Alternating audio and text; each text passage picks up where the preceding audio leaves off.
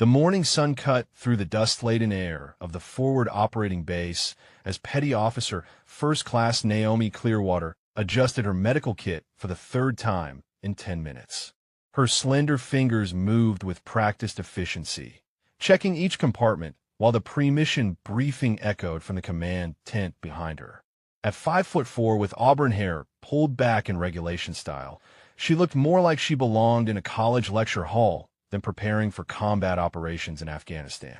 Commander Vicente Castellanos emerged from the briefing tent, his weathered face set in the familiar mask of controlled intensity that had earned him the call sign Razor.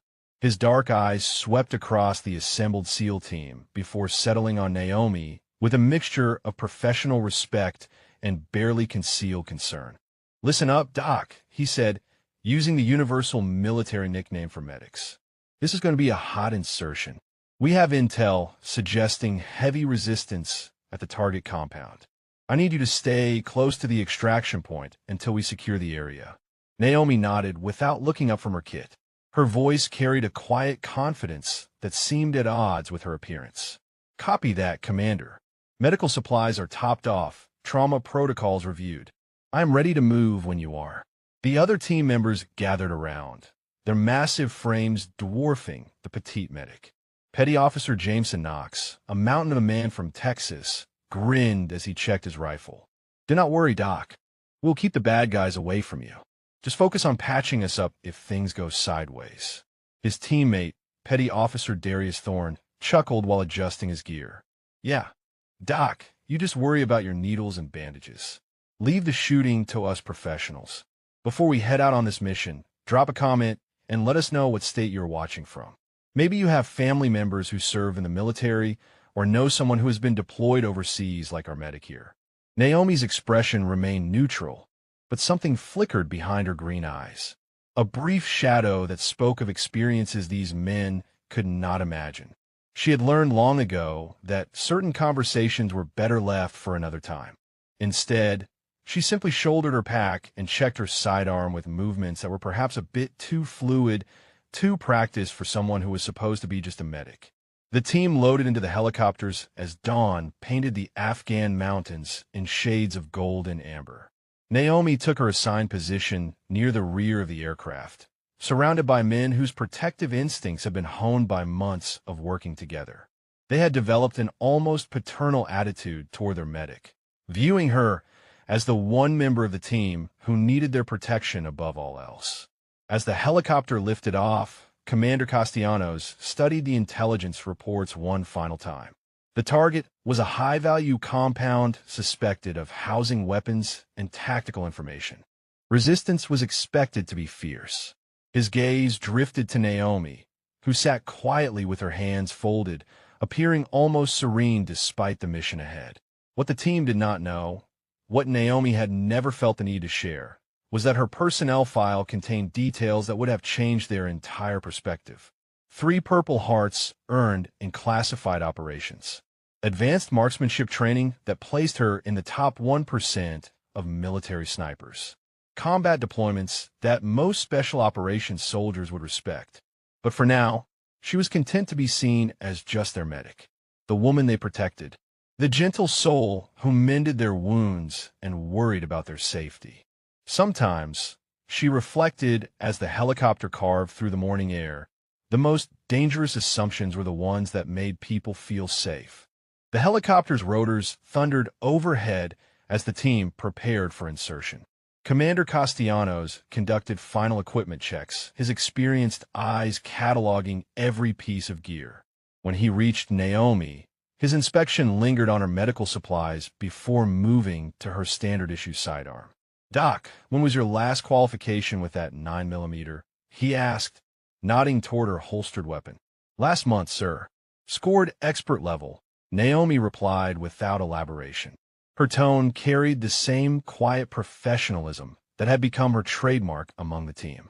Petty Officer Knox leaned over from his position across the helicopter bay. "Commander, you do not need to worry about Doc shooting. She just needs to point it in the right direction if something gets close. We will handle everything else." The other SEALs nodded in agreement. They had developed an unspoken protocol around their medic. She was precious cargo, the one person whose safety superseded mission objectives in their minds. None of them questioned this arrangement. It felt natural, proper even. As the aircraft descended toward the landing zone, Naomi checked her gear one final time. Her fingers moved over each item with mechanical precision, but her mind was elsewhere. She remembered another helicopter, another mission, another team who had underestimated what she could do. That operation had ended very differently than anyone expected. 30 seconds out, the pilot announced over the intercom. Commander Castellanos looked at each team member, his gaze stopping last on Naomi. "Remember, Doc stays with the perimeter security until we clear the compound. No exceptions." The helicopter touched down in a swirl of dust and desert debris. The team moved out with practiced efficiency, forming a protective formation around Naomi as they advanced toward their objective. She found herself in the center of their diamond pattern, exactly where doctrine said the most vulnerable team member should be positioned. The compound sat like a concrete fortress against the barren landscape. Intelligence reports indicated at least 12 hostiles inside, armed with automatic weapons and possibly rocket-propelled grenades. The mission was straightforward in concept, but complex in execution. Breach, clear, secure intelligence, extract. Petty Officer Thorne took point position, his rifle sweeping left and right as they approached the outer wall.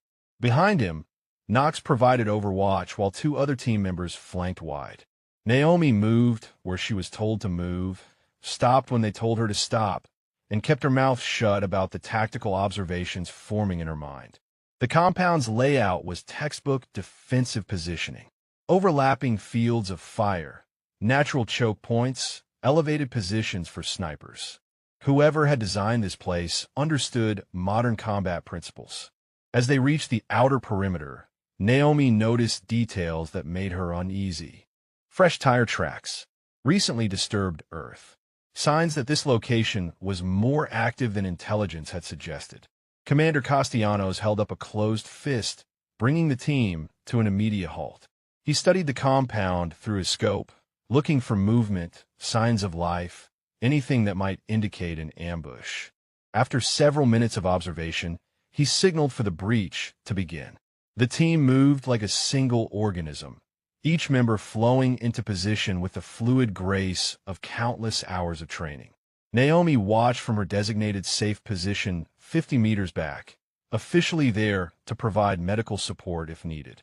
Unofficially, she was analyzing every aspect of the tactical situation with eyes that had seen more combat than any of these men realized. The first explosion came without warning. A rocket-propelled grenade streaked from a hidden position inside the compound, impacting near the breach point and filling the air with smoke and debris. Automatic weapons fire erupted from multiple positions, the distinctive chatter of AK-47s mixing with the deeper roar of heavy machine guns. Commander Castellanos' voice cut through the chaos over the radio. "Contact, contact, contact." Heavy resistance from multiple positions. "Doc, stay down and stay back."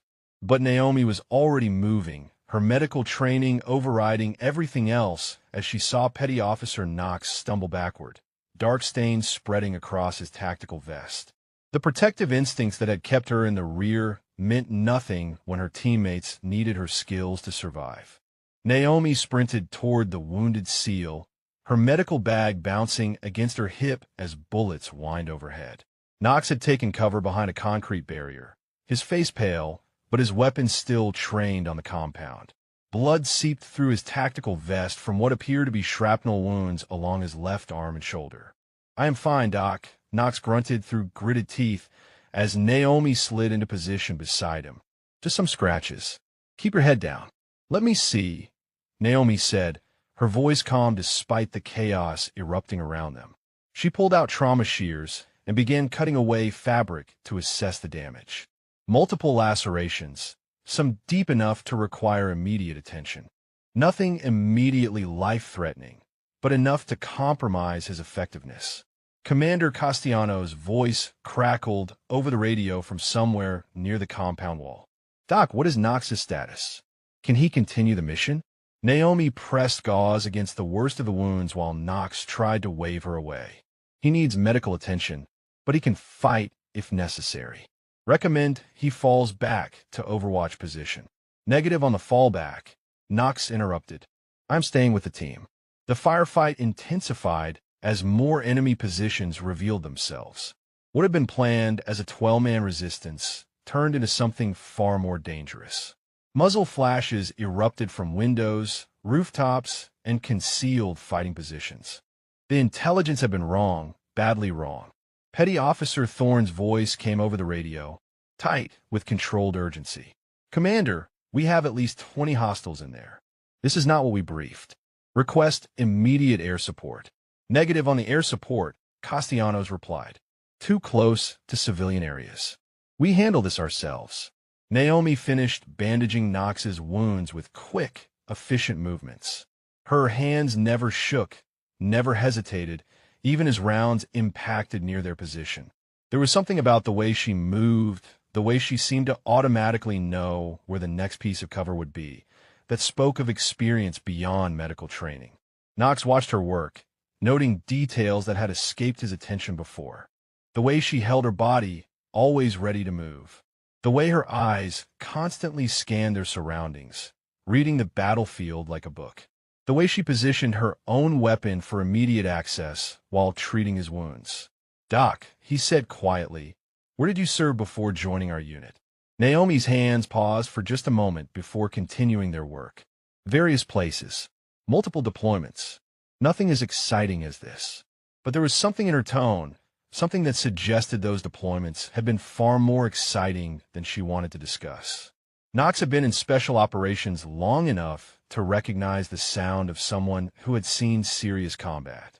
He was beginning to wonder if their assumptions about their medic might be incomplete. The tactical situation continued to deteriorate. 2 more team members reported minor wounds, and ammunition was being expended faster than planned. Commander Castellanos made the difficult decision to call for extraction while they still had the mobility to reach the landing zone. All units prepare for tactical withdrawal, he ordered. Doc, can Knox move under his own power? Affirmative, Naomi replied, helping Knox to his feet. But I recommend we move fast. These wounds will stiffen up quickly. As the team began their fighting withdrawal, Naomi found herself in the unusual position of helping to coordinate their movement. Her suggestions about cover positions and movement patterns were surprisingly sophisticated, showing an understanding of small unit tactics that went far beyond basic medic training.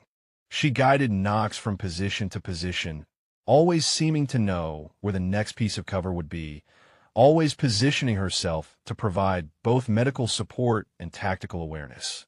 The other team members began to notice that their medic had an uncanny ability to predict where threats would emerge and how enemy fire would develop. Commander Castellanos, observing from his position near the rear of the formation, found himself reassessing his medic. The woman who had seemed so delicate during the morning briefing was moving through this firefight with a confidence and competence that suggested extensive combat experience. Her situational awareness was exceptional, her tactical instincts sharp. As they reached a temporary rally point halfway to the extraction zone, Naomi quickly triaged the wounded while keeping one eye on their surroundings. Her movements were economical, professional, and betrayed no hint of panic despite the continuing gunfire behind them. The extraction helicopter was still minutes away, and the enemy was beginning to organize a pursuit.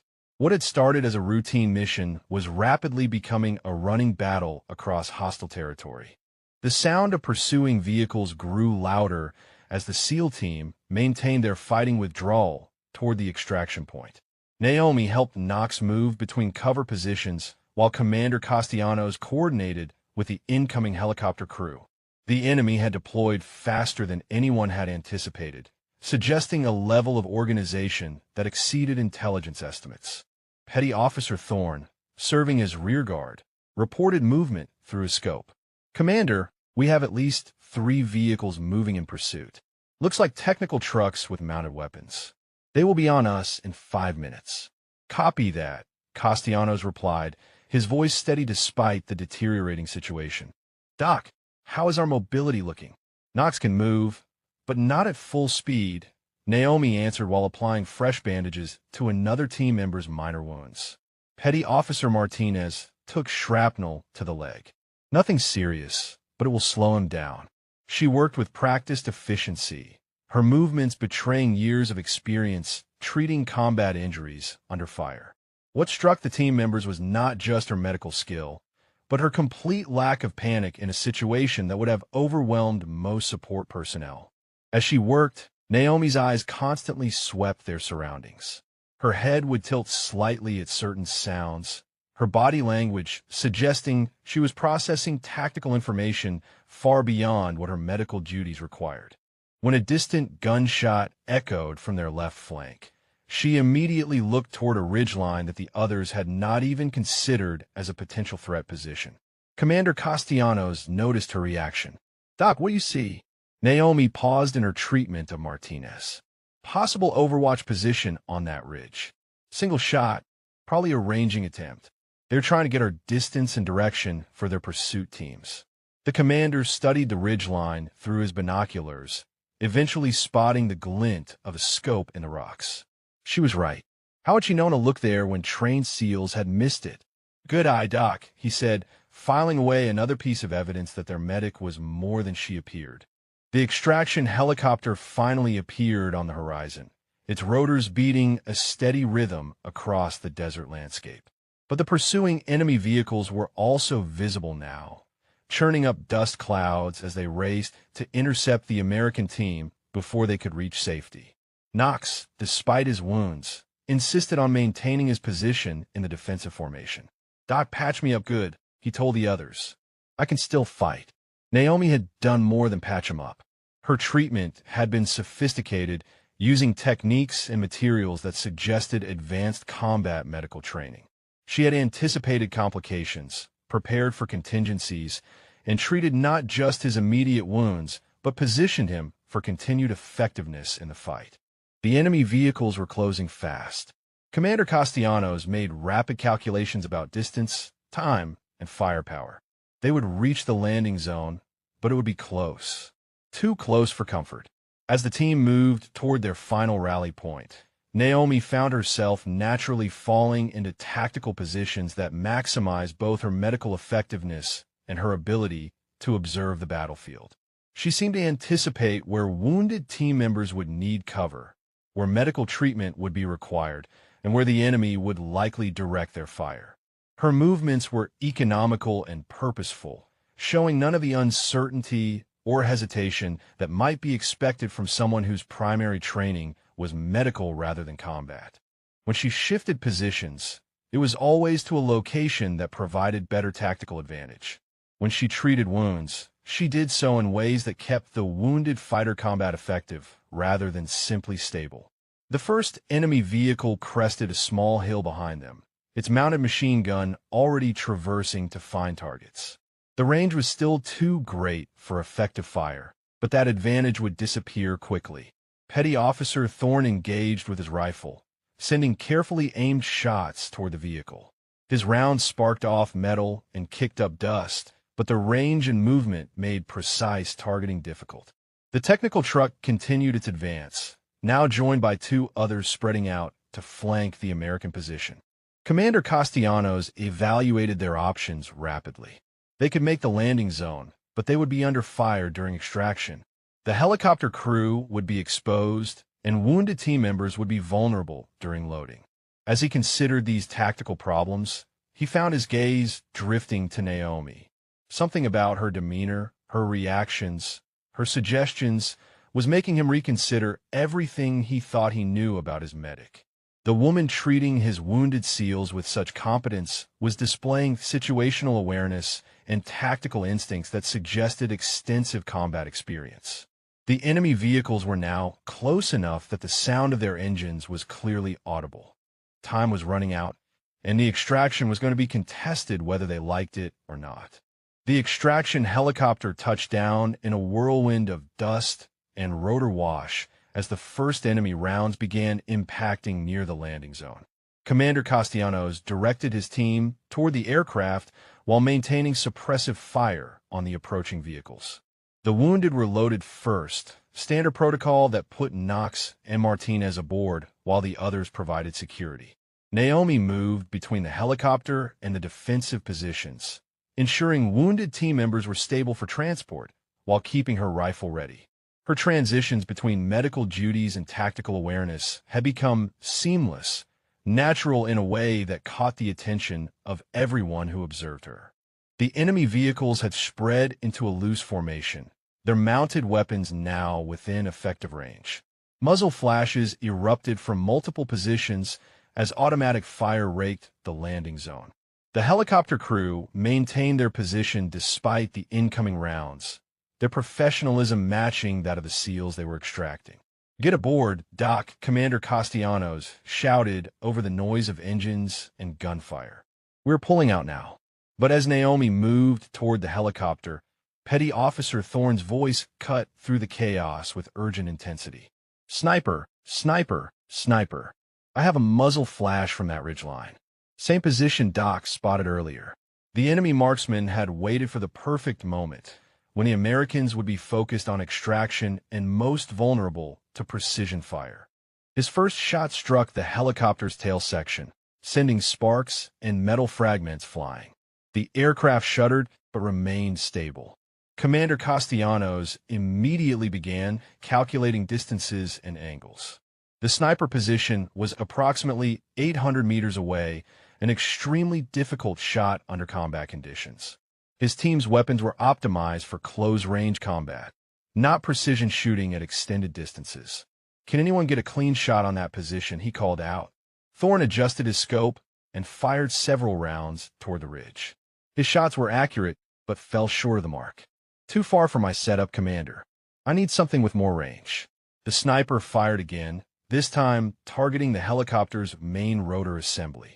The round passed close enough to make the pilot announce immediate departure preparations. They had minutes, perhaps less, before the aircraft would be forced to leave with or without the ground team. Knox, despite his wounds, struggled to bring his rifle to bear on the distant target. Even Martinez attempted to provide support fire from his position inside the helicopter, but the range was beyond the effective capability of their weapon systems. Commander Castellanos carried a Barrett .50 caliber sniper rifle, the weapon system capable of engaging targets at the required distance. But he was needed to coordinate the extraction, direct defensive fire, and ensure his team's survival. The tactical situation required his leadership, not his marksmanship. As another enemy round impacted near the helicopter, Naomi found herself studying the sniper position through her scope. 800 meters, elevated position, wind from the southeast at approximately 10 miles per hour. The mathematics of the shot formed in her mind automatically, calculations that came from years of training most people would never imagine. She looked at Commander Castellanos, who was dividing his attention between multiple tactical problems while enemy fire continued to bracket their position. His Barrett .50 caliber rifle rested against his gear, and used because he could not abandon his command responsibilities to take the shot. The helicopter pilot's voice came over the radio, strained but professional. "Ground team, I'm taking fire from multiple positions. I can hold for 2 more minutes maximum before departure." Commander Castellanos faced an impossible choice: use his sniper rifle and potentially lose tactical control of the situation, or maintain command while his team remained pinned down by an enemy marksman. Either option carried unacceptable risks. It was then that Naomi made a decision that would change everything. She moved toward the commander with the fluid grace of someone who had made similar decisions before, in similar situations, with stakes just as high. "Commander," she said, her voice cutting through the noise with quiet authority, "I can take that shot." The words hung in the air for a moment, competing with the sound of gunfire and helicopter rotors. Every member of the team who heard them experienced a moment of cognitive dissonance. Their medic, the woman they protected, the support personnel who stayed behind cover, was volunteering for a precision shot that trained snipers would consider challenging. Commander Castellanos looked at her, seeing something in her eyes that made him reconsider every assumption he had made about Petty Officer First Class Naomi Clearwater. Commander Castellanos stared at Naomi for what felt like an eternity, but lasted only seconds. Around them, the tactical situation continued to deteriorate as enemy fire intensified and the helicopter pilot's voice grew increasingly urgent over the radio. The sniper on the ridgeline fired again, his round passing so close to the aircraft that fragments of rock and metal showered the landing zone. "Doc, that is an 800-meter shot under combat conditions," the commander said, his voice tight with the pressure of command decisions. "Have you ever fired a Barrett 50 caliber rifle?" Naomi's response was simple, direct, and delivered with absolute confidence. "Yes, sir. Many times." Something in her tone, something in the way she held herself while chaos erupted around them, made Commander Castellanos reach a decision that defied every protective instinct his team had developed toward their medic. He unslung his Barrett rifle and handed it to her without another word. The weapon looked massive in Naomi's small hands, but she accepted it with the casual familiarity of someone who had handled such equipment before. Her movements as she checked the weapon were fluid, automatic, betraying muscle memory developed through extensive training. Petty Officer Knox, watching from the helicopter despite his wounds, felt his understanding of their medic's shift fundamentally. The woman who had bandaged his injuries with gentle hands was now handling a 50 caliber sniper rifle, like it was an extension of her body. Naomi dropped into a prone position behind available cover, the Barrett's bipod, legs extending smoothly as she settled into a shooting stance that spoke of countless hours of practice. Her breathing changed, becoming controlled and rhythmic as she acquired the target through the rifle's powerful scope. 800 meters to target. Wind from the southeast at approximately 10 miles per hour. Elevation difference of roughly 200 feet. Temperature and humidity within normal parameters. The calculations flowed through her mind with the ease of long practice. Adjustments made automatically for variables that would challenge even experienced marksmen. Through the scope, she could see the enemy sniper's position clearly. He was well concealed among the rocks, but small movements betrayed his location. Professional positioning, good concealment, but not perfect. She could see just enough of him to make the shot. The enemy marksman fired again, his round striking one of the helicopter's side panels and sending sparks flying. The pilot's voice came over the radio with barely controlled urgency. "Ground team, I am taking serious damage. Departure in 90 seconds regardless of status." Commander Castellanos coordinated suppressive fire from the rest of his team while keeping one eye on his medic. What he saw challenged everything he thought he knew about Petty Officer Clearwater. Her positioning, her grip, her breathing, even the way she interfaced with the rifle's scopes suggested extensive sniper training. Naomi's finger found the trigger as she settled into the perfect shooting position. Her breathing slowed to the deliberate rhythm that preceded precision shots. Around her, the sounds of combat seemed to fade as her focus narrowed to the essential elements of marksmanship. Target wind, distance, breath control, trigger squeeze. The enemy sniper was preparing for another shot, his rifle visible through her scope as he shifted position slightly. It was the movement she had been waiting for, the moment when he would be most exposed to return fire. Her finger began its slow, steady pressure on the trigger. Years of training compressed into a single moment of perfect execution. The Barrett 50 caliber rifle was designed for exactly this type of engagement, and in Naomi's hands, it was about to perform precisely as intended. The other team members watched in stunned silence as their medic, the woman they had spent months protecting, prepared to engage an enemy sniper at a range that would challenge the best marksman in the military. Her composure was absolute, her technique flawless, her confidence unshakable. Time seemed suspended in the moment before the shot. The entire tactical situation balanced on the edge of Naomi's ability to deliver precision fire under the most demanding combat conditions. 800 meters. Moving target. Lives hanging in the balance. Everything they thought they knew about their medic was about to change forever. The Barrett 50 caliber rifle erupted with a thunderous roar that momentarily overwhelmed all other sounds on the battlefield. The massive round streaked across 800 meters of hostile terrain in less than a second, carrying with it the accumulated skill of years of training that none of Naomi's teammates had suspected. Through her scope, Naomi watched the enemy sniper's position with professional detachment. The round struck exactly where she had aimed, and the threat that had been pinning down their extraction simply ceased to exist. No more muzzle flashes from the ridgeline. No more precision fire targeting their helicopter. The enemy marksman had been neutralized with surgical precision. Target eliminated, she announced in the same calm voice she used for medical reports, as if she had just completed a routine procedure rather than an extraordinary shot under combat conditions.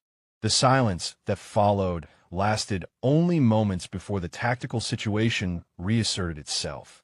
The remaining enemy vehicles were still approaching, their mounted weapons still dangerous, but the immediate threat to the helicopter had been removed. Commander Castellanos stared at his medic with an expression that mixed professional admiration with complete bewilderment. "Outstanding shot, Doc," he said, his voice carrying undertones of questions that would have to wait for later discussion. "Now, let us get out of here." But as Naomi handed the Barrett rifle back to her commander, the other team members were processing what they had just witnessed. Their medic, the woman they had protected and sheltered for months, had just demonstrated marksmanship skills that exceeded those of trained snipers. The casual competence with which she had handled the weapon spoke of extensive experience with precision shooting. Knox, watching from the helicopter despite his wounds, found his entire understanding of Petty Officer Clearwater fundamentally altered. The gentle hands that had treated his injuries belonged to someone who could deliver death at 800 meters with clinical precision. The quiet woman who had seemed to need their protection possessed skills that most special operations soldiers would respect. As the team moved toward final extraction, enemy automatic weapons fire continued from the approaching vehicles. But something had changed in the tactical dynamic. The enemy had lost their overwatch capability, their ability to coordinate precision fire with their ground assault. What had been a coordinated attack was becoming a desperate chase. Naomi moved with the team toward the helicopter, her medical bag in one hand and her rifle ready in the other. But now her teammates were seeing her differently. The way she moved between cover positions was not the uncertain movement of support personnel. It was the fluid grace of someone with extensive combat experience. She helped load the wounded with the same gentle efficiency she had always shown, but now they noticed details that had escaped their attention before. The way she positioned herself for tactical advantage while providing medical care. The way she anticipated threats and moved to counter them. The way she seemed to read the battlefield with the eyes of a warrior rather than a medic. The helicopter lifted off as the last team members scrambled aboard, enemy rounds impacting harmlessly in their wake. The extraction had been successful, but the mission's greatest revelation had nothing to do with intelligence gathered or objectives completed. It had everything to do with the woman who sat quietly checking her patients while the aircraft carried them to safety. Commander Castellanos found himself studying Naomi's personnel file in his mind, wondering what details he had overlooked or never been told. Her service record listed deployment after deployment, but the specifics had always been classified or redacted. He had assumed she was simply a highly experienced medic. Now, he realized those deployments might have involved capabilities far beyond medical support. As the helicopter flew through Afghan airspace toward their base, Knox caught Naomi's attention over the engine noise. "Doc, where did you learn to shoot like that?" That was not standard medic training. Naomi's response was characteristically understated. "I had some additional training along the way. Different assignments, different requirements." But Knox had been in special operations long enough to recognize evasion when he heard it. Additional training did not produce the kind of marksmanship they had just witnessed. Different assignments did not explain the tactical awareness she had displayed throughout the mission. Someone had invested significant time and resources in developing Naomi Clearwater's combat capabilities. The other team members were having similar realizations. Petty Officer Thorne, who prided himself on his own marksmanship skills, was quietly acknowledging that their medic had just accomplished a shot he was not certain he could have made. Martinez was recalling dozens of small incidents where Naomi had displayed situational awareness that seemed inconsistent with her support role. As the base appeared on the horizon, each team member was processing the same fundamental question. Who exactly was Petty Officer First Class Naomi Clearwater? And what else did they not know about the woman they had been protecting for months? The debriefing room at the forward operating base felt different than usual as the team gathered around the familiar metal table.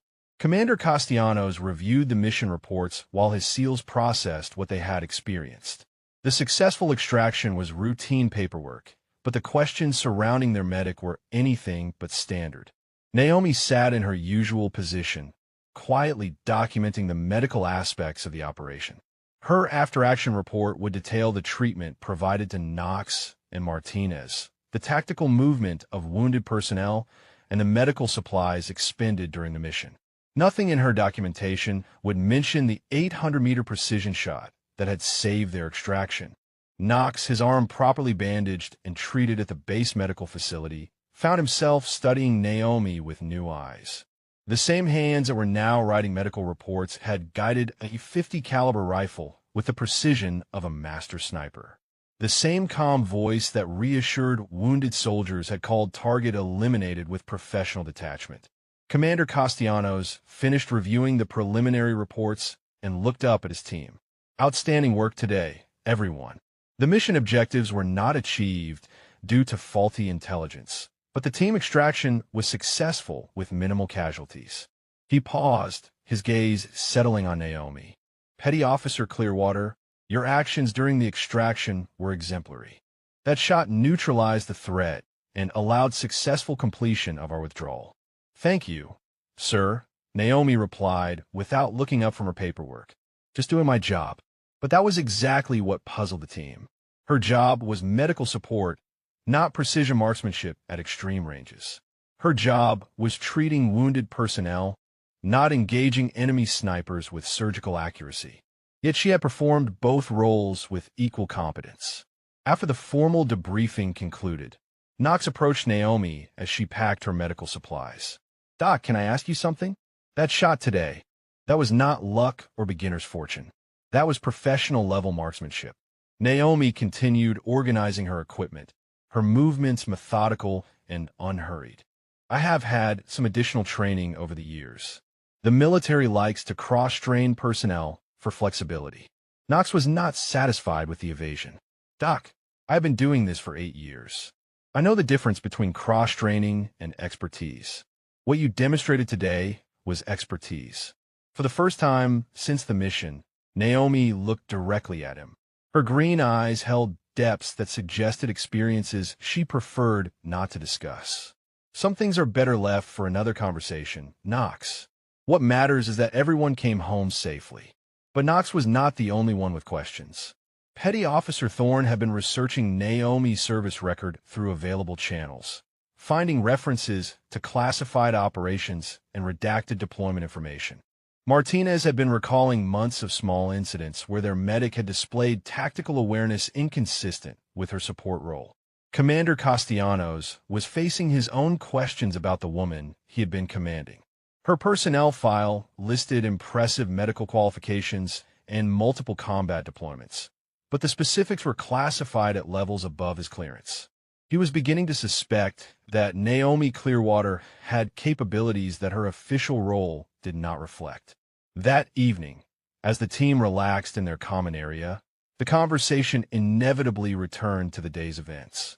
Knox sat with his bandaged arm elevated, still marveling at the medical treatment he had received under fire. But his focus kept shifting to the memory of that perfect shot. Seriously, Doc, he said to Naomi as she checked his dressings, where did you learn to handle a Barrett like that? That was not standard medical corps training. Naomi's response was characteristically deflective. The military provides comprehensive training for various situations. Medical personnel are expected to be capable in multiple areas. But Thorne was not buying the standard explanation. Doc, I have been shooting competitively since I was 12 years old. I have training on every weapon system in our inventory. What you did today was advanced sniper school level marksmanship. That does not come from comprehensive training. That comes from specialized programs. The room grew quiet as the other team members absorbed Thorne's assessment. Their medic possessed skills that suggested extensive, specialized training that most of them had never received despite their elite status. Martinez voiced what everyone was thinking. Doc, who exactly are you? Because the woman who patched up our wounds is the same woman who just made an 800-meter kill shot in combat conditions. That combination does not happen by accident. Naomi finished checking Knox's bandages before responding. Her voice carried a quiet authority that had not been there during previous conversations. I am exactly who I have always been, a Navy hospital corpsman assigned to provide medical support to this team. Everything else is just additional capability developed through various assignments. But something in her tone suggested that those various assignments had been far more significant than she was willing to discuss. The team was beginning to realize that their assumptions about Petty Officer First Class Naomi Clearwater might have been fundamentally flawed from the beginning. 3 days after the extraction mission, Commander Castellanos found himself in the unusual position of investigating one of his own team members. The questions surrounding Naomi's capabilities had not diminished with time. If anything, they had intensified as the team continued to process what they had witnessed. His initial inquiries through normal channels had yielded frustratingly vague responses.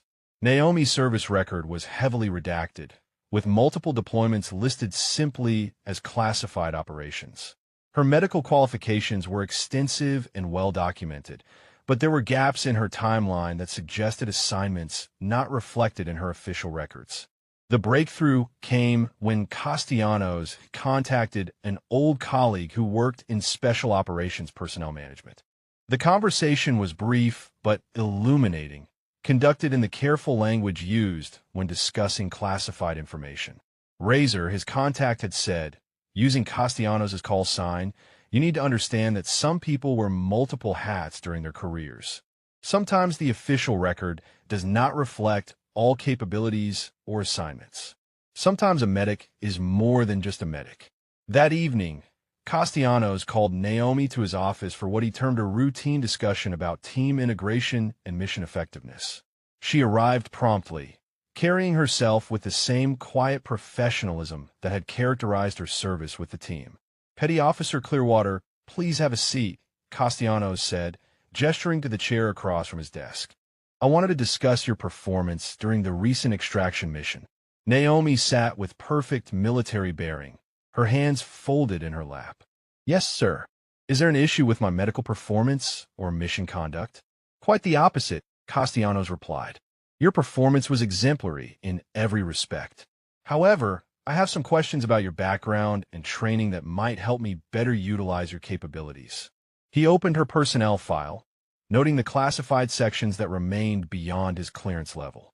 "Your record shows multiple combat deployments, but the details are redacted. Can you tell me about the nature of those assignments?" Naomi's expression remained neutral, but something flickered behind her eyes. "Sir, many of my previous assignments involve classified operations. I am not at liberty to discuss specifics without proper authorization. I understand the need for operational security," Castellanos continued.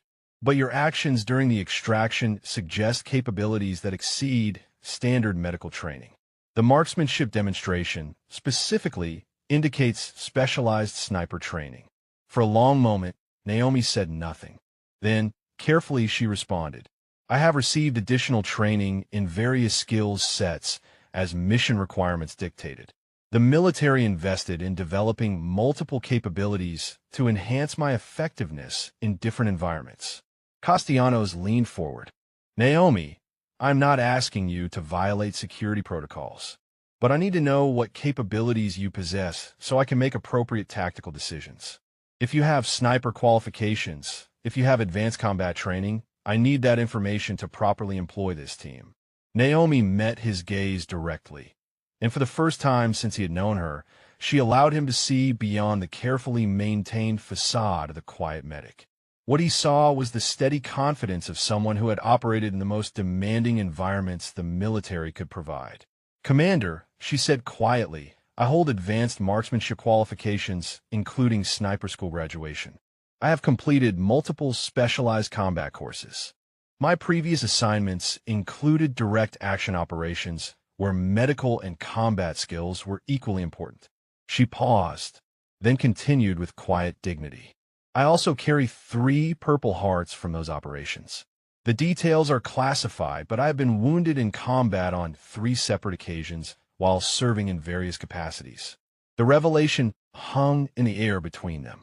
Castellanos found himself reassessing everything he thought he knew about the woman sitting across from his desk.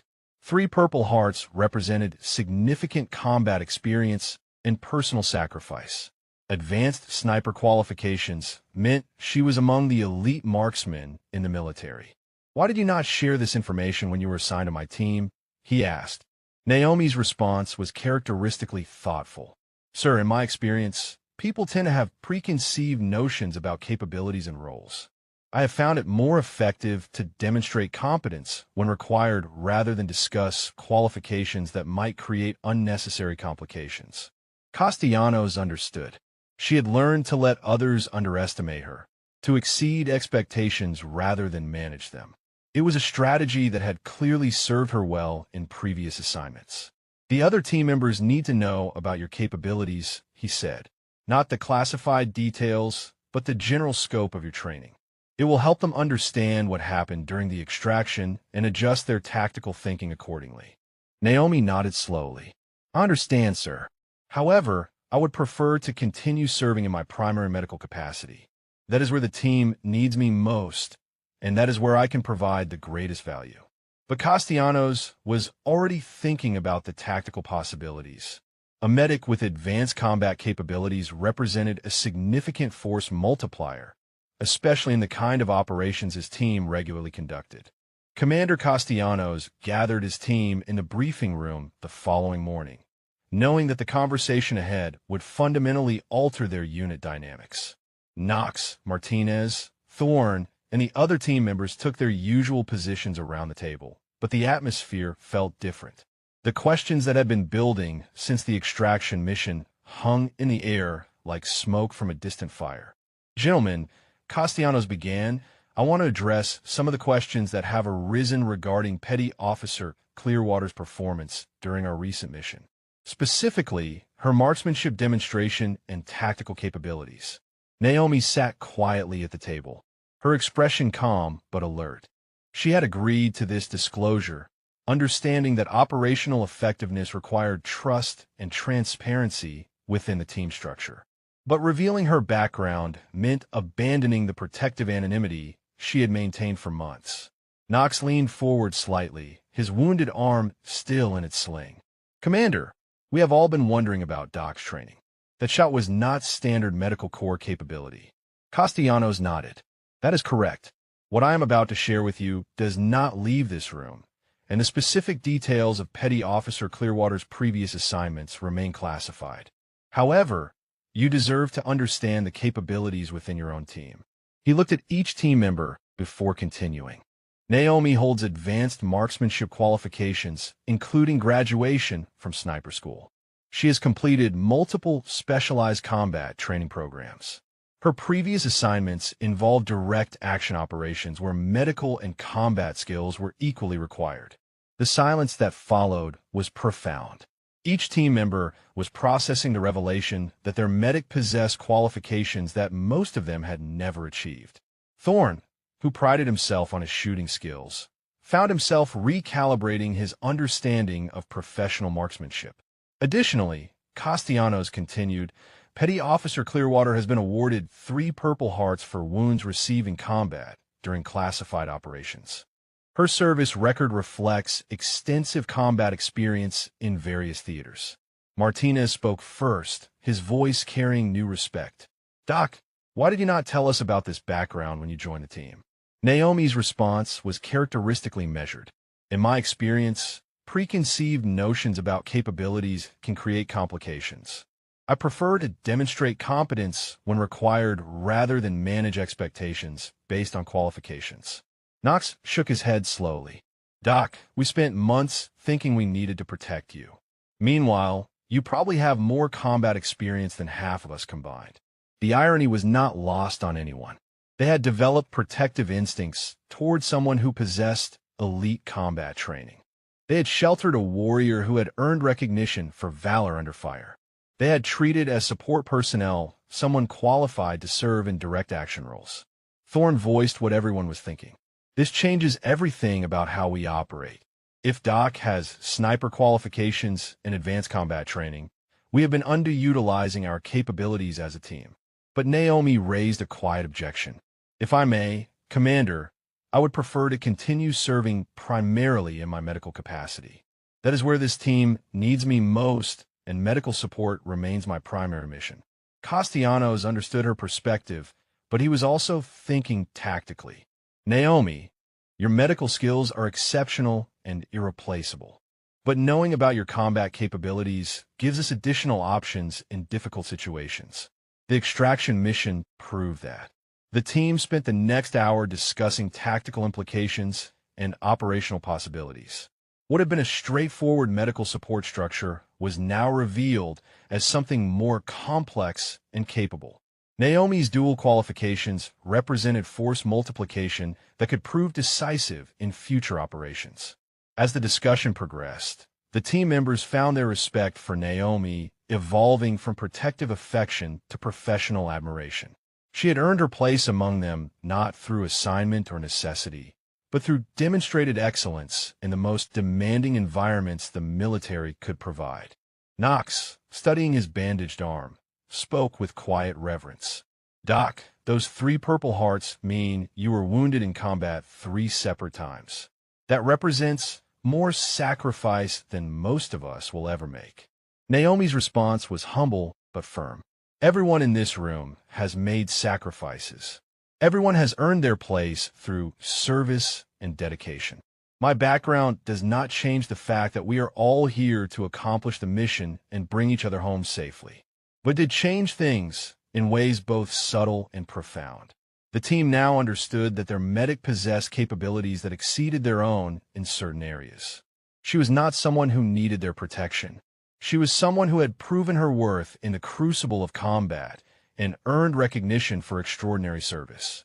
As the briefing concluded, each team member was processing a fundamental shift in perspective. Petty Officer First Class Naomi Clearwater was not just their medic.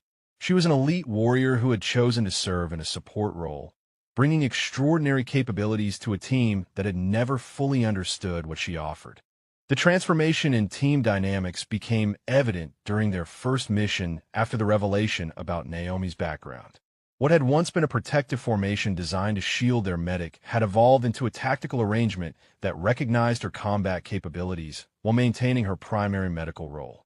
Knox, his arm healing rapidly under Naomi's expert care, found himself consulting with her about tactical observations during pre-mission planning. Her insights about enemy positions and defensive strategies carried new weight now that the team understood her combat experience. During mission preparation, Thorne approached Naomi with a question that would have seemed absurd weeks earlier. Doc, if we encounter another long-range situation, what would you need to make that kind of shot consistently? The Barrett worked, but is there equipment that would serve you better? Naomi considered the question with professional seriousness. The Barrett is excellent for its intended purpose. However, for precision work at extended ranges, I would prefer a different optic configuration and potentially a different rifle system entirely. But those are specialty items not typically available to medical personnel. Commander Castellanos, overhearing the conversation, made a mental note to investigate equipment requisitions. The tactical advantages of having a qualified sniper with medical training were becoming increasingly apparent with each planning session. The team's respect for Naomi had evolved beyond mere professional admiration. They were beginning to understand that her choice to serve as their medic represented a deliberate decision to prioritize team welfare over personal recognition. She possessed capabilities that could have secured her assignments with elite units, but she had chosen to use those skills in support of others. Martinez, whose leg wound had healed completely under her treatment, expressed what many were thinking. "Doc, I keep wondering why someone with your qualifications chose to serve as a medic. You could have your pick of assignments with your background." Naomi's response revealed depths of character that her teammates were still discovering. Medical support saves lives in ways that combat operations cannot. I have seen too many good people lost because medical care was inadequate or unavailable. If I can prevent that from happening to any of you, then my skills are being used exactly where they belong. The simple honesty of her answer silenced further questions. She had made a conscious choice to use her extraordinary abilities in service of others rather than personal advancement. It was a decision that spoke to principles and priorities that commanded universal respect. As the team prepared for their next operation, the tactical planning reflected their new understanding of available capabilities. Naomi would continue to serve primarily as their medic, but contingency plans now included options for precision fire support if circumstances required it. Knox, studying the mission briefing, pointed to a section that detailed potential sniper positions. "Doc, if we encounter Overwatch threats during this operation, we have options now that we did not have before." Naomi nodded, but her response emphasized her priorities. "My primary concern is medical readiness. If the situation requires precision fire, I can provide it. But I will not compromise medical preparedness for tactical convenience." Her commitment to her medical role, even with revealed combat capabilities, demonstrated a consistency of character that impressed everyone who worked with her. She had not changed because her background was known. She remained the dedicated medic who placed team welfare above all other considerations. Commander Castellanos found himself dealing with requests from other units who had heard about their medics' demonstrated capabilities. Word had spread through the special operations community about the hospital corpsman who had made an 800-meter shot during a contested extraction. But he deflected those inquiries, understanding that Naomi's value to his team extended far beyond her marksmanship skills. The evening before their next mission, the team gathered in their common area for final preparations. The atmosphere was different now, charged with mutual respect and professional appreciation that had been missing during their earlier deployments. Thorne raised a question that had been bothering him since the revelations about Naomi's background.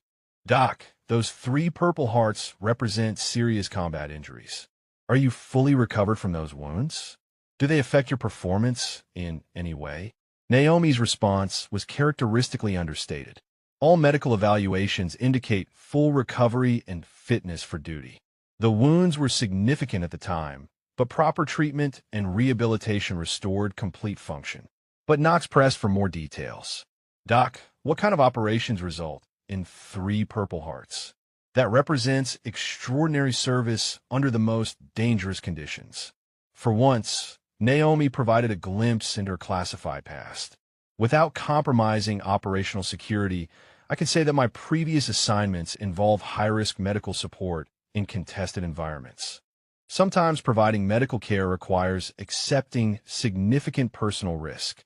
The team absorbed this information with growing understanding of what Naomi had sacrificed in service of others.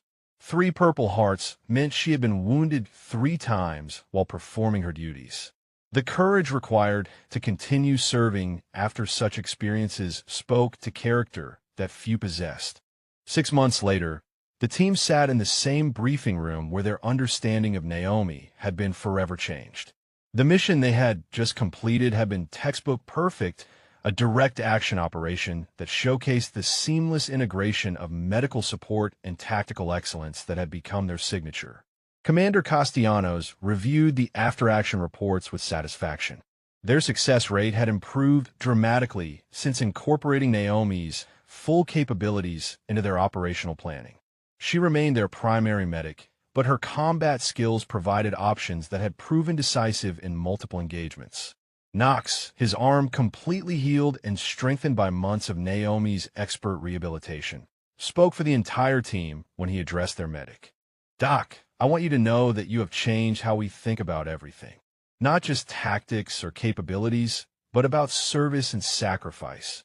Naomi looked up from her medical reports with the same quiet smile they had come to associate with her understated approach to extraordinary achievements. "I'm just doing my job, Knox. Same as always." But it was not the same as always, and everyone in the room knew it. The woman who had seemed to need their protection had revealed herself to be someone whose service record commanded respect from the most elite units in the military. The medic they had sheltered possessed qualifications that exceeded their own in critical areas. Petty Officer Thorne, who had become something of a student of marksmanship under Naomi's informal guidance, shook his head with continuing amazement. "Doc, you have taught me more about precision shooting in 6 months than I learned in years of training. But more than that, you have shown us what it means to put team welfare above personal recognition." The respect in his voice reflected a transformation that had occurred throughout the unit. What had begun as protective affection for their medic had evolved into professional admiration for a warrior who chose to serve others before herself. Martinez added his perspective with characteristic directness. "Doc, those 3 purple hearts represent more courage than most of us will ever demonstrate. The fact that you continue serving as a medic after those experiences shows dedication that defines what military service should be." Commander Castellanos found himself reflecting on leadership lessons he had learned from observing Naomi's approach to service. She had never sought recognition or special consideration based on her qualifications. She had simply performed whatever duties were required with quiet excellence, whether that meant treating wounded teammates or eliminating threats at 800 meters. As the formal debriefing concluded, the team lingered in the briefing room, reluctant to end what felt like a significant moment. They had become more than a tactical unit. They had become a brotherhood that included a sister whose courage and capability commanded universal respect. Knox voiced what everyone was feeling. "Doc, when we first met you, we thought we knew what you were. We were wrong about everything except the most important thing. You care more about bringing us home safely than anything else in the world." Naomi's response carried the quiet dignity that had characterized her service from the beginning. "That has never changed, Knox. It never will change. Medical support means ensuring that everyone comes home. Sometimes that requires treating wounds. Sometimes it requires eliminating threats. The mission is always the same." Her words summarized a philosophy of service that had guided her through multiple deployments, 3 Purple Hearts, and countless situations where personal risk was secondary to team welfare. She had revealed extraordinary capabilities, but her priorities had remained constant. Commander Castellanos stood to officially conclude the briefing, but his words carried personal as well as professional meaning. "Petty Officer Clearwater, your service with this team has been exemplary in every respect. Your medical expertise has saved lives. Your combat capabilities have provided critical advantages. But most importantly, your character has shown us what dedicated service really means." As the team prepared to leave the briefing room, Thorne asked a question that had been on everyone's mind. "Doc, what happens when this deployment ends? Will you stay with medical units? Or will you move to direct action assignments?" Naomi's answer surprised no one who had come to understand her priorities. "As long as there are teams that need medical support, that is where I belong. Helping people like you stay alive and mission-ready is the most important work I can do."